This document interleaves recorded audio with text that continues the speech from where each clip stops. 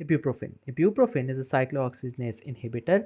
अब जो अरेक्टोनिक एसिड होता है वो फॉस्फोलाइपेज के थ्रू या तो लाइपोऑक्सीजनेस पाथवे के अंदर एंटर हो सकता है या फिर साइक्लोऑक्सीजनेस पाथवे के अंदर एंटर हो सकता है। अब साइक्लोऑक्सीजनेस दो तरह का होता है, साइक्लोऑक्सीजनेस 1 एंड साइक्लोऑक्सीजनेस 2। साइक्लोऑक्सीजनेस 2 जो होता है वो पैथोलॉजिकल होता है और साइक्लोऑक्सीजनेस 1 जो होता है वो मोस्टली फिजियोलॉजिकल होता है। सो साइक्लोऑक्सीजनेस के रिजल्ट में कुछ प्रोडक्ट्स बनते हैं जिन्हें प्रोस्टाग्लैंडिन्स, प्रोस्टासाइक्लिन्स या थ्रोम्बोक्सिन्स कहते हैं। सो इनमें से जो प्रोस्टाग्लैंडिन्स होते हैं ये पेन में इन्वॉल्व होते हैं, so they are the mediators of pain. अब इब्यूप्रोफिन क्या है, this is a cyclooxygenase inhibitor. ये करेगा क्या कि साइक्लोऑक्सीजनेस पाथवे को ब्लॉक कर देगा, जिसकी वजह से ना ये प्रोडक्ट्स बनेंगे और ना ही पेन होगी।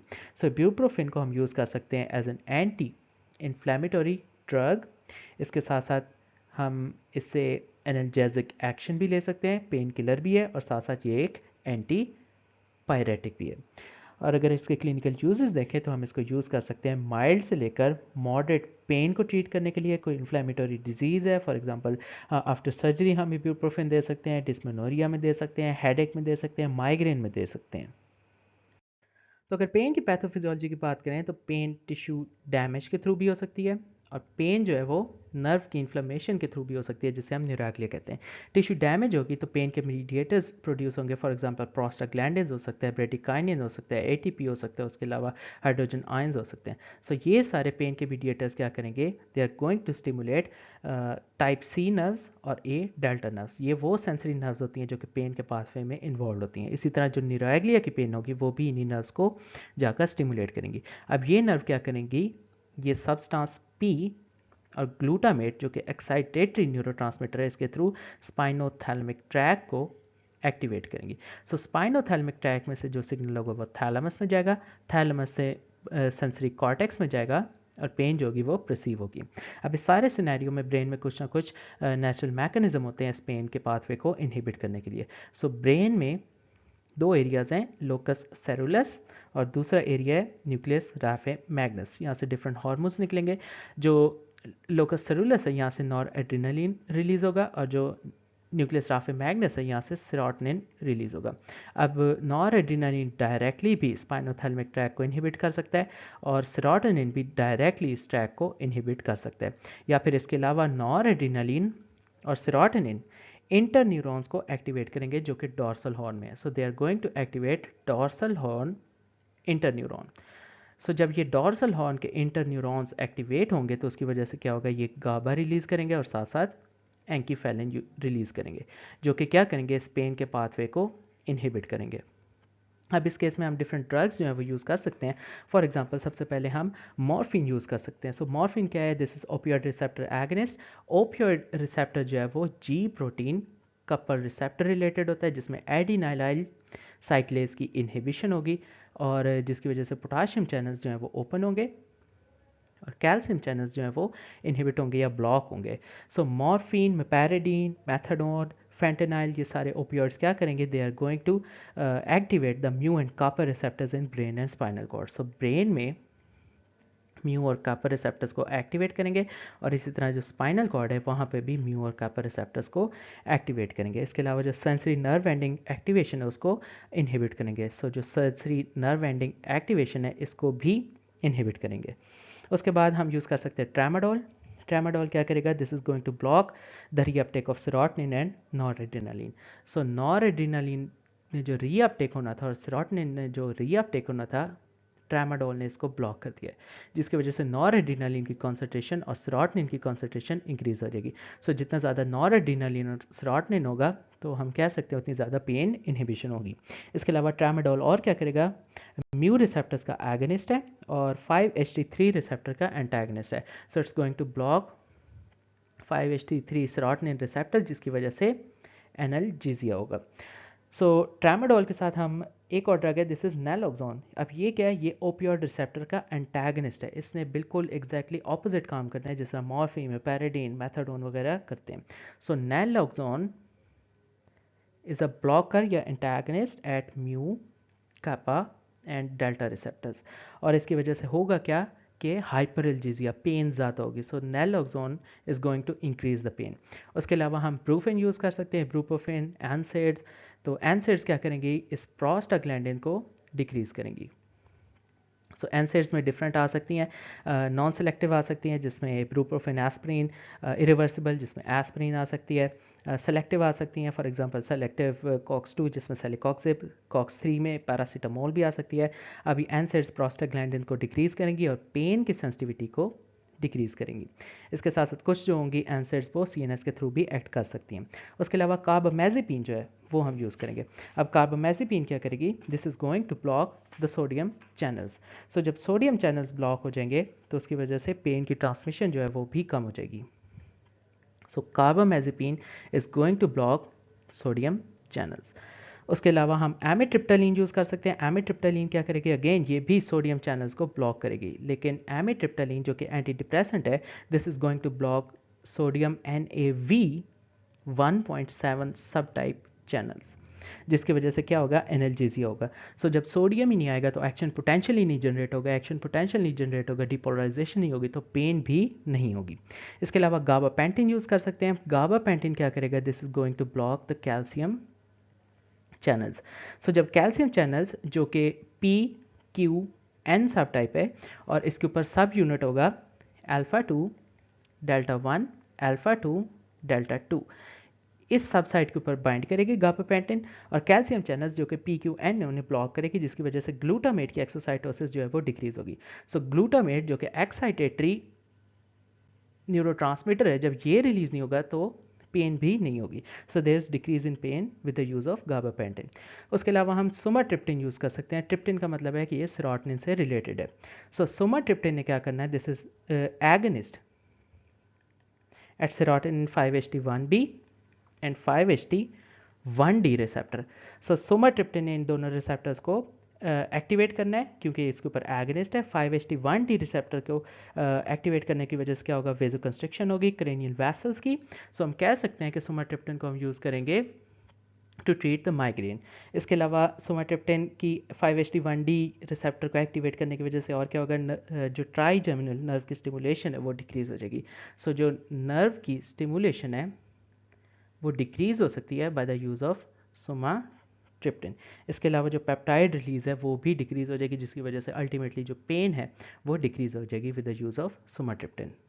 तो अगर स्पेसिफिकली सिर्फ इब्यूप्रोफेन यानी जो एनसेड है, non steroidal anti inflammatory drug, इसके मैकेनिज्म ऑफ एक्शन की बात करें तो जो एराक्डोनिक एसिड पाथवे होता है उसके ऊपर फॉस्फोलाइपेज A2 एंजाइम एक्ट करता है, जिसकी वजह से या ये लाइपोऑक्सीजनेस पाथवे में एंटर हो सकता है या ये साइक्लोऑक्सीजनेस पाथवे में एंटर हो सकता है। साइक्लोऑक्सीजनेस दो तरह का होता है, साइक्लोऑक्सीजनेस 1 एंड साइक्लोऑक्सीजनेस 2। साइक्लोऑक्सीजनेस 2 जो होता है वो पैथोलॉजिकल ज़्यादा एक्टिवेटेड होता है, साइक्लोऑक्सीजनेस 1 जो होता है वो फिजियोलॉजिकली ज़्यादा एक्टिवेटेड होता है। अब साइक्लोऑक्सीजनेस चाहे 1 है या 2, इसके रिजल्ट में कुछ ना कुछ प्रोडक्ट्स बनेंगे। फॉर एग्जांपल प्रोस्टाग्लैंडिन्स, प्रोस्टासाइक्लिन्स बन सकते हैं या साथ साथ थ्रोम्बोक्सिन्स बन सकते हैं। अब जो प्रोस्टाग्लैंडिन्स है ये पेन के मीडिएटर है, इसकी वजह से पेन होती है। सो अगर हम एनसेड देते हैं which is an ibuprofen, this is a cyclooxygenase pathway inhibitor, non selective यानी ये साइक्लोऑक्सीजनेस 1 को भी ब्लॉक करेगा और 2 को ब्लॉक करेगा, जिसकी वजह से ये सारे मीडिएटर्स जो हैं इनकी कॉन्सेंट्रेशन डिक्रीज़ कर जाएगी और पेन जो है वो भी डिक्रीज़ कर जाएगी। इसके अलावा कुछ हमारे पास एनसेड्स हैं which are cyclooxygenase 2 selective inhibitor, क्योंकि 2 जो होता है वो मेजरली पैथोलॉजिकली जो होता है वो एक्टिवेटेड होता है, for example सेलिकॉक्सिब।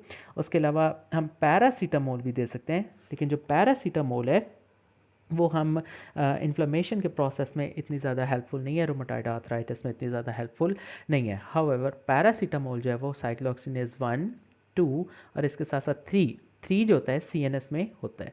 So paracetamol cyclooxygenase 1, 2 के साथ साथ साइक्लोऑक्सीजनेस 3 को भी इनहिबिट करती है। सो इसकी वजह से होगा क्या, जितनी भी एनसेड्स देंगे तो प्रोस्टाग्लैंडिन्स की कॉन्सेंट्रेशन डिक्रीज़ कर जाएगी और पेन की जो सेंसिटिविटी है वो भी डिक्रीज़ कर जाएगी। इसके साथ साथ कुछ एनसेड्स होती हैं वो CNS के थ्रू भी काम करती हैं, फॉर एग्जांपल पैरासीटामोल, क्योंकि CNS के अंदर साइक्लोऑक्सीजनेस पाथवे 3 होता है। फार्माकोकाइनेटिक्स की बात करें तो इब्रूप्रोफेन ओरली देंगे, it is metabolised by the P450 system in the liver, half life इसकी 2 आवर्स है। अब जब एस्पिरिन को हम हाइड्रोलाइज करते हैं तो उसकी वजह से सिलिसाइलिक एसिड मोइटीज़ निकलती हैं। यही जो सिलिसाइलिक एसिड है ये साइक्लोऑक्सीजनेस के साथ इरिवर्सिबली बाइंड कर जाती हैं उसके बाद नेप्रोक्सिन की हाफ लाइफ की बात करें तो 14 आवर्स है, और पैरासीटामोल की हाफ लाइफ की बात करें तो 2 to 3 आवर्स है। क्लिनिकल यूज़ की बात करें तो इब्रूप्रोफेन को हम यूज़ करेंगे माइल्ड से लेकर मॉडरेट पेन को ट्रीट करने के लिए, और ऐसी पेन जो कि इन्फ्लेमेटरी डिजीज़ की वजह से।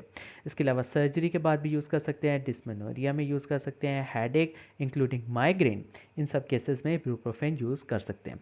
उसके अलावा नेप्रोक्सिन जो कि एक और एनसेड है, इसको हम यूज़ करेंगे क्रोनिक पेन की ट्रीटमेंट में। क्यों? क्योंकि इसकी हाफ लाइफ जो है वो बहुत ज़्यादा है, और ये एफिकेशियस भी बहुत ज़्यादा है। इसके अलावा paracetamol is ineffective in rheumatic pain. Toxicity या साइड इफेक्ट्स की बात करें तो प्रोस्टाग्लैंडिन्स के साथ साथ प्रोस्टासाइक्लिन्स और थ्रोम्बोक्सिन्स सब इनहिबिट हो गए हैं। अब जो प्रोस्टासाइक्लिन है और जो थ्रोम्बोक्सिन है, ये आपस में एक दूसरे के उलट काम करते हैं। अब जो थ्रोम्बोक्सिन होता है वो प्लेटलेट से रिलीज होता है, और जो प्रोस्टासाइक्लिन होता है वो एंडोथीलियल सेल से रिलीज होता है। अब जब साइक्लोऑक्सीजनेज इनहिबिटर देते हैं यानी एनसेड देते हैं, तो वो क्या करेगी, थ्रोम्बोक्सिन को भी इनहिबिट कर देगी, और प्रोस्टासाइक्लिन्स जो प्रोडक्ट्स प्रोड्यूस हो रहे हैं उसको भी इनहिबिट कर देगी। अब जो प्लेटलेट्स होते हैं वो हमारे पास सिर्फ फ्रैगमेंट्स होते हैं मेगाकैरियोसाइट्स के, जिनके पास कोई न्यूक्लियस नहीं होता। लेकिन जो एंडोथीलियल सेल्स होते हैं इनके पास न्यूक्लियस होता है। सो सून क्या होगा कि जो एंडोथीलियल सेल्स हैं ये डिवाइड करना स्टार्ट कर देंगे, और जो नए सेल्स बनेंगे they are no longer under the effect of NSAID, जिसकी वजह से होगा क्या कि थ्रोम्बोक्सिन जो है वो डिक्रीज रहेगा, और प्रोस्टासाइक्लिन जो है वो टाइम के साथ साथ इंक्रीज होना स्टार्ट हो जाएगा। और प्रोस्टासाइक्लिन की वजह से क्या होगा कि थ्रोम्बोक्सिन का ऑपोजिट इफेक्ट होगा, प्लेटलेट्स जो होंगे वो कंबाइन नहीं करेंगे, यानी खून जो होगा वो पतला हो जाएगा, जिसकी वजह से हमारे पास जीआईटी ब्लीडिंग, अल्सरेशन हो सकती है, and it is less with the cyclooxygenase 2 agent.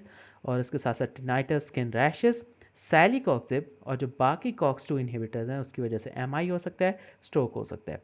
उसके अलावा अगर पैरासीटामोल बहुत ज़्यादा ले लें तो ये हेपेटोटॉक्सिक है।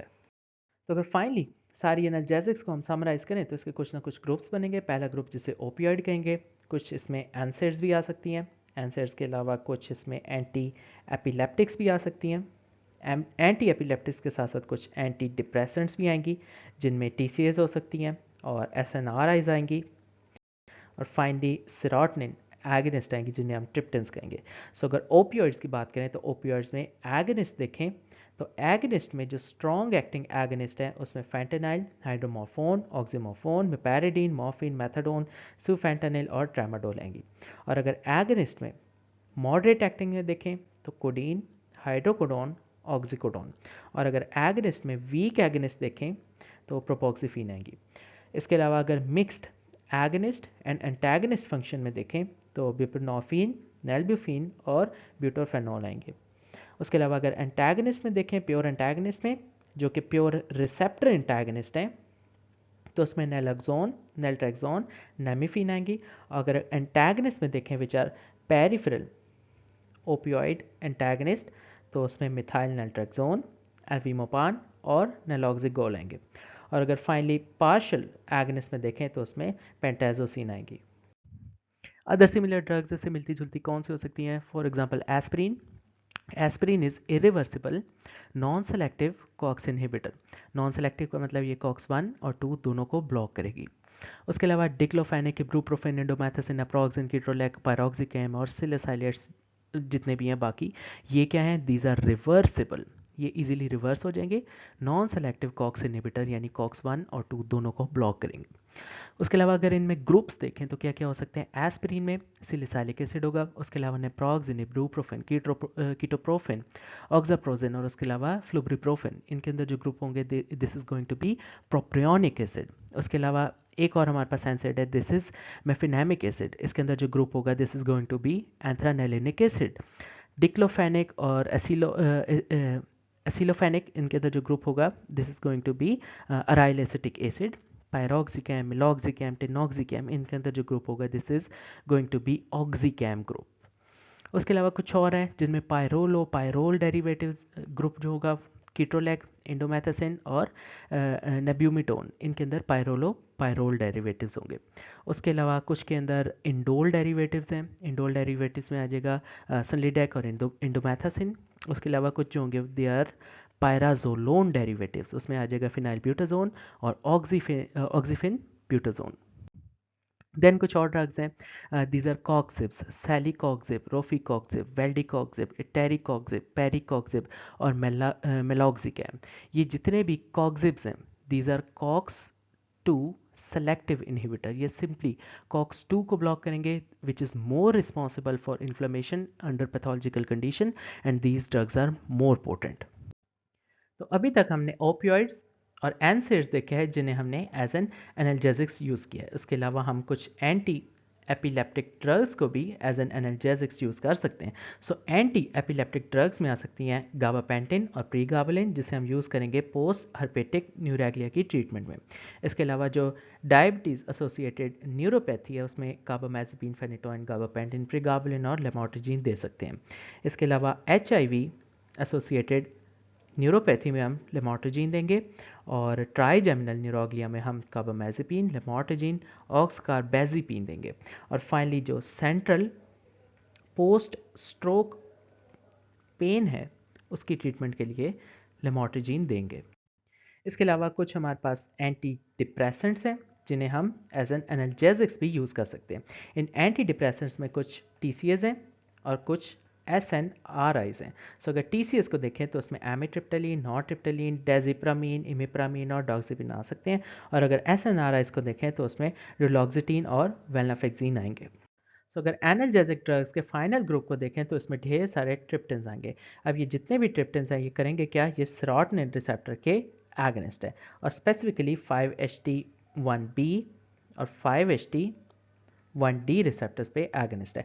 सो जब 5-HT1D रिसेप्टर जो एक्टिवेट होगा, उसकी वजह से वेसोकंस्ट्रिक्शन होगी, क्रेनियल वैसल्स की, ट्राइजेमिनल नर्व की स्टिमुलेशन डिक्रीज होगी, पेप्टाइड रिलीज डिक्रीज होगा, और हम कहेंगे कि ये जो ड्रग्स है these are anti migraine drugs, इन्हें हम माइग्रेन में यूज़ करेंगे। इसमें सारी ड्रग्स आ सकती है जिनके एंड में ट्रिप्टन है। For example sumatriptan, rizatriptan, naratriptan, eletriptan, donitriptan, almotriptan, frovatriptan, avitriptan and ज़ोलमिट्रिप्टन।